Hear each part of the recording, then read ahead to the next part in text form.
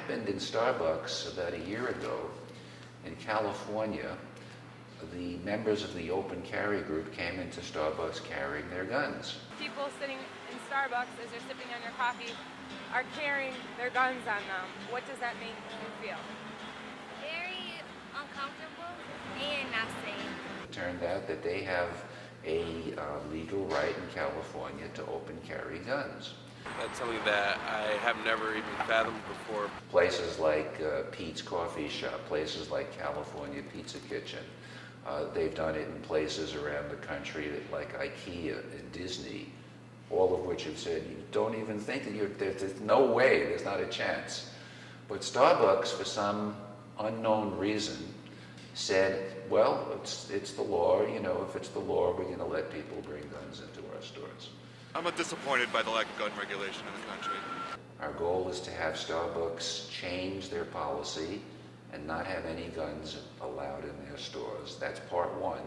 Especially because there's a lot of Starbucks, which means there's a lot of guns, which means there's a lot of murders. It comes down to trust, and I don't know if I trust people in a city where they feel like they need to have a gun on them at Starbucks. They have a legal right to keep guns out of their stores, just as all the other locations or companies did.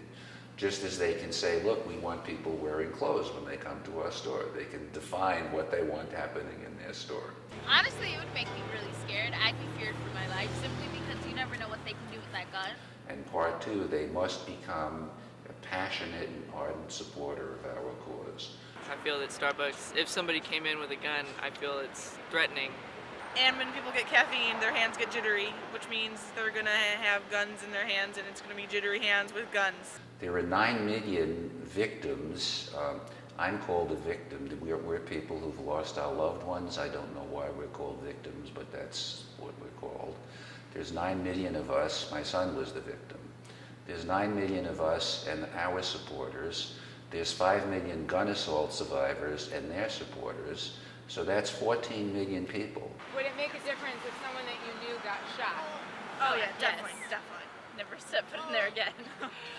When I realized that we had 14 million plus people, it became clear that we did have a strategy, which was an economic strategy. The last thing you ever do as a company is offend your core customers. I don't think anybody in Starbucks right there should have a gun, period.